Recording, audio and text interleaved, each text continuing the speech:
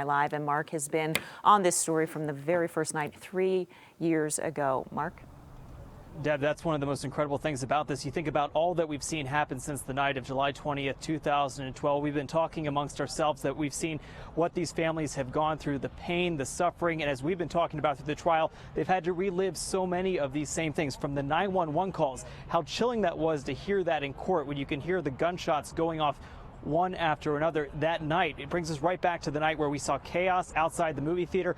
We saw people who didn't know if their loved ones had survived. Remember, they were all taken to Gateway High School, interviewed those that weren't taken to the hospital, so everyone was very unclear as to where their family members, their friends could be that night. And as the news kind of trickled out across the country, it was amazing to see the reaction, the support that poured in. We were in the middle of a presidential campaign that year. We saw the campaigns get suspended, and because people wanted to make sure to take time to reflect, we saw the president come in just a few days after the shooting that Sunday. We saw that massive memorial that was held at the Aurora Civic Center. Then you fast forward just to a year later. You talk about the 1 year mark, the theater reopening, how much we've seen since then. These families that have had to gear up for their testimony. I've talked to a number of survivors who said they weren't sure how they'd be feeling about coming here to the courthouse, here to see James Egan Holmes right there in person. His parents have been there.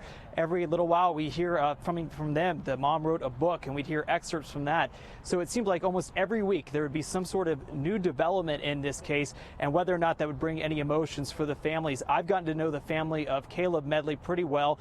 That was the young man who was in the theater, who was shot in the head. His wife was 9 months pregnant. She delivered the baby just a few days after the shooting that night. She didn't think her husband was going to survive that shooting. He survived. He's paralyzed now.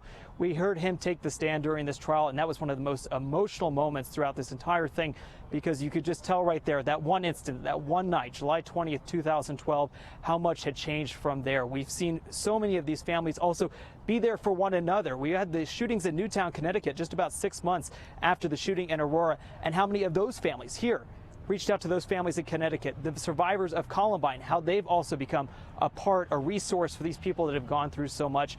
And one thing I was thinking about as we were hearing the names, the counts get read, you hear all these names. These are all peoples, these are all families whose lives were forever changed. Those are the ones who, of course, lost someone, and those are the ones that survived. And, you know, we got Justin Joseph out here as well. Justin, I think it's interesting because you and I were both there that night. We were both out there about an hour after the shooting.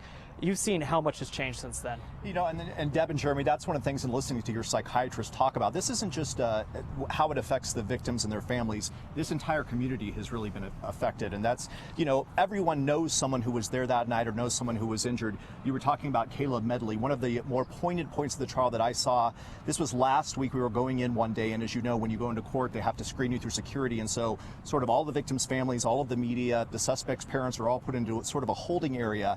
And as I was walking into the holding area, I saw Arlene Holmes, the defendant's mother, leaning down and whispering in Caleb Medley's ear. And of course, Caleb is now confined to a wheelchair. He's barely audible. He can barely talk.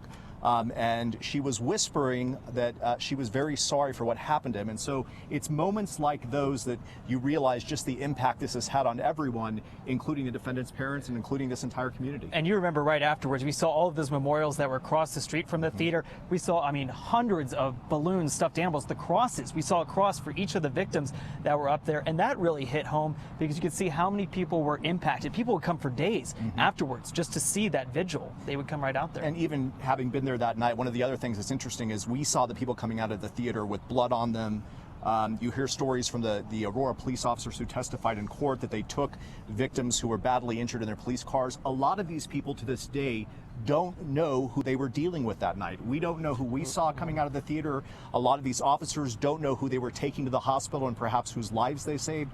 So it's really had an effect on everyone, and it's really changed this community. And one of the things interesting too is when you talk to some of the survivors, it's the little things that trigger those memories. The smell of popcorn. I was talking to one survivor, and I apologize, it's been so many years now, that would just trigger all those emotions right there. They didn't want to go anywhere near the movie theater. They didn't want to go re-see the movie. You know, that movie still came out, and a lot of people, even just hearing the music or that one particular scene when the shooting started, that really did a lot. But Jeremy, I know it's going to be still a long day and a few weeks ahead for these survivors. All right, Mark Merritt, Justin Joseph, live out here at the Arapahoe County Courthouse.